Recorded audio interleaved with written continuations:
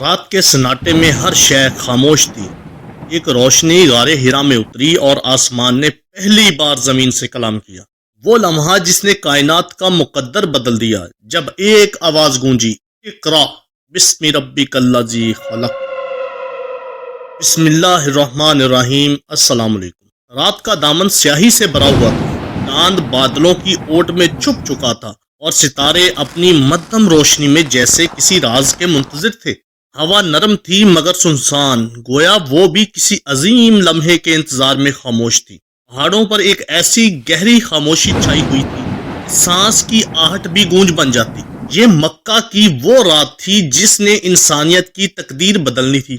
غار ہرا کی اونچی چٹانوں کے درمیان تنہا ہستی عبادت میں مصروف تھی، چہرے پر نور، دل میں سکون اور آنکھوں میں فکر کی روشنی۔ وہ ہستی محمد بن عبداللہ صلی اللہ علیہ وسلم کی تھی، وہ ذات جن کے دل میں سچائی، پاکیزگی اور رب کی تلاش کا نور بھرا ہوا تھا۔ اس رات کی فضاؤں میں ایک عجیب سی چمک تھی، وقت جیسے تھم گیا تھا اور فضا میں ایک نوری سکوت چھا گیا تھا۔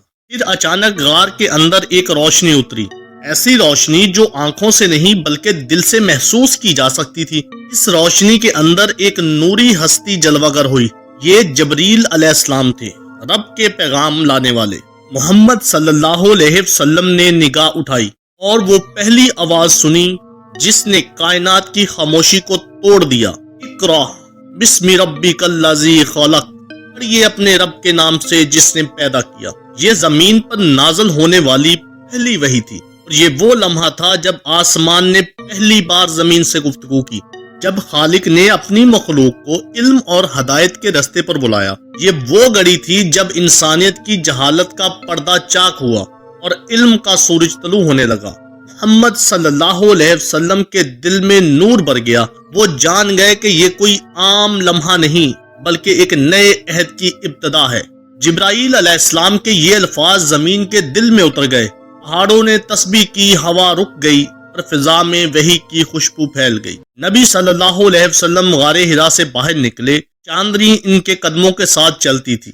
جب آپ صلی اللہ علیہ وسلم گھر پہنچے تو فرمایا، مجھے کمبل اوڑھ دو۔ حضرت خدیجہ رضی اللہ عنہا نے پریشانی سے پوچھا، یا رسول اللہ صلی اللہ علیہ وسلم کیا ہوا؟ آپ صلی اللہ علیہ وسلم نے فرمایا، میرے پاس ایک فرشتہ آیا اور اس نے کہا، اقرا بسم ربک الذی خلق۔ یہ سن کر حضرت خدیجہ رضی اللہ عنہ کی آنکھوں سے آنسو بہہ نکلے۔ وہ بولی، خدا کی قسم، آپ صلی اللہ علیہ وسلم کو رب کبھی ضائع نہیں کرے گا۔ آپ سچے ہیں، ایمانت دار ہیں، رحم دل ہیں اور نیک ہیں۔ یہ ایمان کی پہلی کرن تھی جس نے آنے والی صدیوں کو روشن کر دیا۔ اس رات آسمان فرشتوں سے بھر گیا تھا، تقدیر کے دفتر میں ایک نئی سرخی لکھی جا چکی تھی، نبوت کا آغاز ہو چکا تھا۔ زمین نے سکون کا سانس لیا، درختوں نے اپنے پتے ہلائے اور سمندر کی لہروں نے نرمی اختیار کر لی۔ یہ پوری کائنات کا جشن تھا، خالق اور مخلوق کی پہلی گفتگو کا جشن۔